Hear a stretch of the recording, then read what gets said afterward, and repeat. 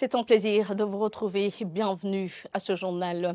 À la une de l'actualité, les crises que le pays a traversées ont été dues à l'égoïsme des leaders. Déclaration du président de la République, Évariste Ndayishimiye, à la veille de la célébration du 61e anniversaire de l'indépendance du Burundi.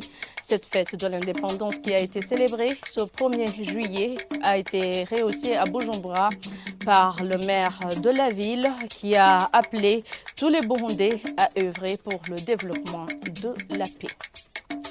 À la page politique, suspension de 11 membres du parti CNL accusés de dissidence. Le secrétaire général de ce parti, l'honorable Simon Bizimungu, déclare que ses membres n'ont jamais demandé de dialogue de façon formelle, tandis que l'un des membres suspendus de ce parti, l'honorable Terence Manelambona, affirme qu'ils ont demandé à ce qu'il y ait des pourparlers.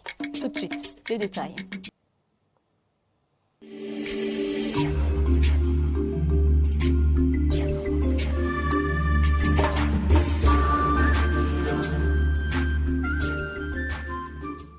Encore une fois, bienvenue. Le chef de l'État, Évariste Ndayishimiye, affirme que les crises que le pays a traversées ont été dues à l'égoïsme des leaders. Dans son discours à la nation ce vendredi, à la veille de la célébration du 61e anniversaire de l'indépendance, le président de la République explique que chaque citoyen a le devoir de protéger la richesse du pays. Selon le chef de l'État, ceux qui cachent de l'argent discréditent le pays. Suivez-le. Icyazingamitse Burundi rero nuko habaye agatima ko kwikunda mu ndongozi zikibwira ziti ko ari jewe nteretse. Ce qui a entravé le Burundi, c'est l'égoïsme qui a marqué les leaders. Avoir de près, c'est cela qui a engendré les crises que nous avons traversées. Que personne ne mente pas sous prétexte que c'est de l'ethnisme qui est la cause. Car il y a des pays qui comprennent beaucoup d'ethnies mais n'ont pas connu des crises. La richesse du pays est collective, c'est pourquoi elle doit être protégée par tous. La Constitution de la République du Burundi, dans son article 69 alinéa 1, stipule que la richesse du pays doit être respectée et protégée. Chaque citoyen doit être préoccupé par sa protection et la défendre partout. Et nous oblige aussi que toute personne qui abuse de la richesse de l'État par la corruption, détournement, ou la malversation ou toute autre manœuvre déloyale doit être punie conformément aux textes légaux. Ici, c'est toujours l'article 69 alinéa 2. En cette période où nous venons d'évaluer la richesse de la population, amabwirizwa n'ingingo ya 39 agace ka kabiri. Muri iki gihe duheruka kuraba urugero abarundi batunzeko vyaraduhaye cigwa.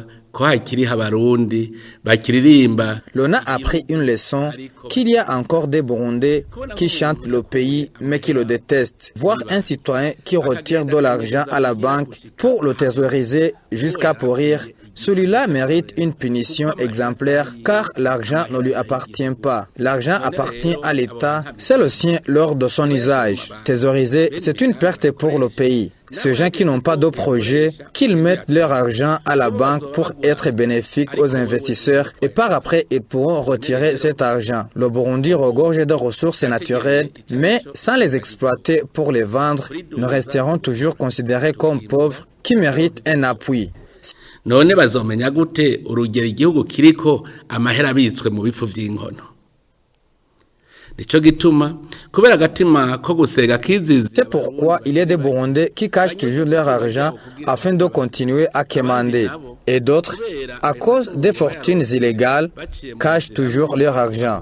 Je vous informe que ceux qui cachent de l'argent décrédibilisent le pays et par conséquent manquent d'honneur. Partout où l'on voit un citoyen burundais, l'on voit quelqu'un qui est allé quémander.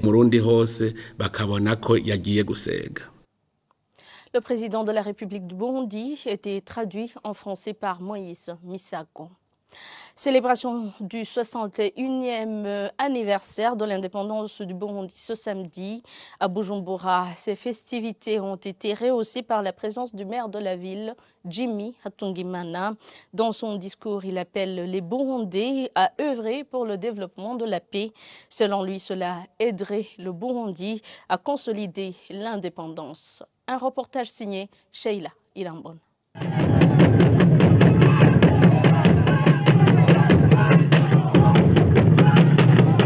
C'est par la danse des tambourinaires et le défilé des Burikukiye que la célébration de l'anniversaire de l'indépendance du Burundi a débuté à Bujumbura, la capitale économique. Des festivités rehaussées par le maire de la ville de Bujumbura, Jimmy Hatungimana. Dans son discours de circonstance, le maire de la ville de Bujumbura a indiqué que cette célébration est une occasion pour chaque Burundais de voir le pas franchi pour pérenniser cette indépendance. Selon lui, il est temps de consolider la paix et ainsi prospérer. C'est comme cela que les Burundais vont avoir l'indépendance, a-t-il martelé.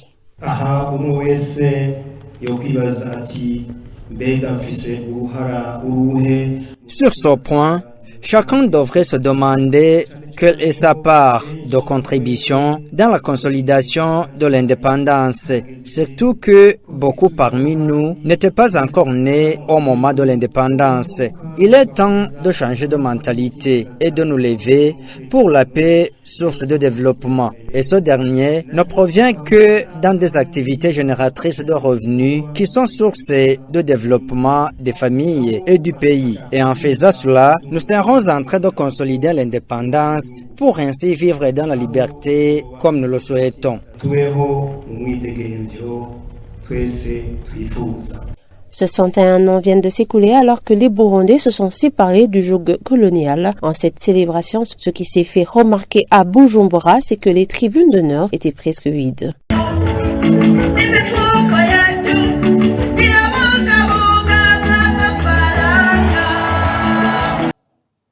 Merci Sheila Idambona.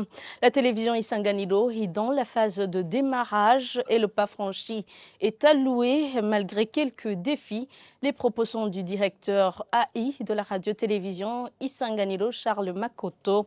Il annonce aux différents partenaires la réduction de 50% sur le tarif des publicités tout au long du mois de juillet dans la marge de la célébration de l'anniversaire de 2 ans d'existence de la télévision Isanganiro. Suivez-le. Ça fait 2 ans, jour pour jour, que la télévision Isanganiro est au service de la population burundaise et à la population mondiale en général, parce que nous émettons en même temps à 6 satellites via StarTime. 2 ans, nous avons accompli beaucoup de choses, différents partenaires, et à leur satisfaction, nous disons que le chemin est toujours à faire, mais quand même il faut se féliciter du courage qui a caractérisé les journalistes de la radio-télévision Isanganiro en général. C'est un travail louable, un travail qui montre vraiment qu'il y a de quoi se dire waouh, bien qu'il y a également à faire pour continuer à satisfaire nos téléspectateurs qui sont partout au monde. Les défis sont souvent des défis, si vous voulez, d'ordre technique et matériel. Deux fois, on est obligé à faire recours à des maisons externes pour pouvoir satisfaire les besoins de nos clients. Cela implique un coût. Si on avait tout le matériel que nous voulons pour notre télévision, on ne pourrait pas faire recours à d'autres maisons pour l'exécution des projets des partenaires. Mais quand cela nous tient, quand il y a des défis, il y a toujours des solutions pour pouvoir pallier à ces défis et avancer. Durant 2 ans, je dirais quelque chose de courageux et de là, les défis d'ordre technique, parfois il y a une rupture de connexion qui n'est pas vraiment due à notre propre volonté, mais qui sont des défis réels et existants. Je dirais que oui, il y a eu des défis, mais l'important n'est pas de mettre un accent beaucoup plus sur les défis, c'est sur les solutions et les perspectives à venir. Et je souhaite vraiment plein succès à la télévision Isanganiro et aux journalistes qui travaillent à la radio-télévision Isanganiro. Et des souhaits de bonheur, de prospérité pour les journalistes qui travaillent, mais également un mot de bienvenue pour nos téléspectateurs, les acteurs économiques du Burundi et de la communauté est-africaine, pour leur dire que oui, la télévision Isanganiro est là pour les servir. Du coup, on annonce déjà une promotion de 50%, une réduction de 50% sur nos tarifs. Durant toute cette période du mois de juillet, à partir du 1er juillet, on va revoir nos tarifs à la baisse à la hauteur de 50%. Et nous disons aux acteurs économiques de bien vouloir s'adresser à nos services clientèle pour pouvoir bénéficier de cette opportunité qui leur est offerte pour que nous puissions ensemble faire grandir Isanganiro, apporter Isanganiro à la hauteur des ambitions que nous nous sommes fixées au départ. À la page politique, 11 membres du parti CNL ont été suspendus de l'organe national de ce parti.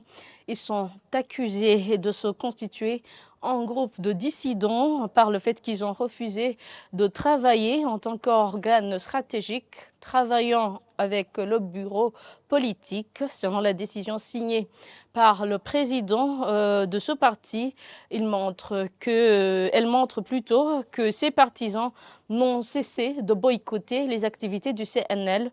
Le secrétaire général de ce parti indique que ses membres n'ont jamais demandé de dialogue de façon formelle. L'honorable Simon Bizimungu explique que cette sanction est disciplinaire et répond à ce qu'il qualifie de comportement indigne. Suivez plutôt l'honorable Simon Bizimungu. La suspension de ces 11 membres est motivée par les articles 47, 59, 60 et 61 des statuts du parti CNL. Ces membres qui ont été suspendus l'ont subi suite à un comportement indigne qu'ils ont affiché depuis le mois de novembre 2022 jusqu'à la date où la décision a été prise. Ils ont été punis suite à ce comportement indigne et la punition qu'ils ont eue est une punition liée aux mesures disciplinaires. Mais ces membres considèrent que c'est le fait de bloquer le dialogue qui devrait débuter pour le dénouement de la crise, n'est-ce pas? Ce dialogue n'est pas connu dans les organes du parti CNL. Aucune correspondance n'a été envoyée au parti CNL, lui communiqua à ce dialogue. Et là, je me demande, même si ce dialogue existait, il portera sur quoi? Demandez comment est-ce qu'on peut faire pour unir nos membres. Ici, je voudrais vous rassurer que nos membres sont unis. Et là, je profite de cette occasion pour les remercier du comportement de sérénité qu'ils ont affiché depuis le commencement de cette situation. Je demanderai de rester toujours serein et de songer toujours à développer leur parti, le parti CNL donc. S'agissant de ceux qui sont suspendus, je demanderai de rompre avec ce comportement subversif qu'ils ont affiché durant ces derniers jours et de regagner le bercail. L'honorable Simon Bizimungu répondait aux questions d'Alain Désiré Boukénez. Ces 11 membres du bureau politique du parti CNL qui ont été suspendus s'inscrivent en fond contre cette décision prise par le président de ce parti. Dans un communiqué sorti ce 26 juin, ils ont demandé à ce qu'il y ait des pourparlers. L'honorable Terence Manirambona, un des membres suspendus de l'organe national, indique qu'ils veulent que la loi soit respectée. Suivez-le.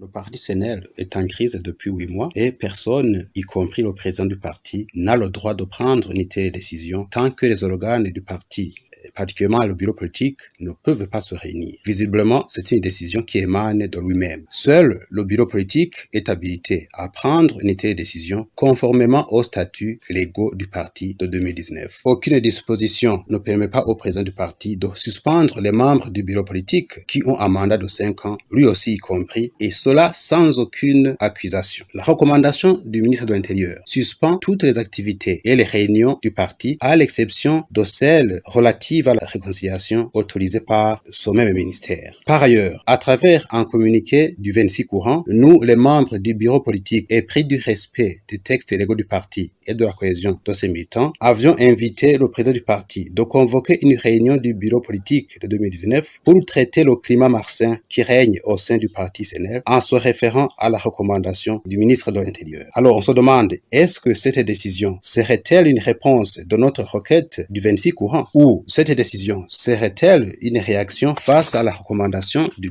ministre de l'Intérieur? Nous constatons que cette décision cache beaucoup de réalités, mais visiblement les conséquences de cette décision présagent une destruction du parti. Nous, les membres du bureau politique, épris du respect des textes légaux du parti et de la cohésion de ses militants, nous demandons toujours le respect des textes fondamentaux du parti. Et voilà, c'est par ici que prend fin ce journal. Merci à tous de l'avoir suivi. Merci également à l'équipe de la rédaction et à l'équipe technique qui m'ont permis de le réaliser. Bonne suite des programmes avec la télévision Isanganiro et bon week-end.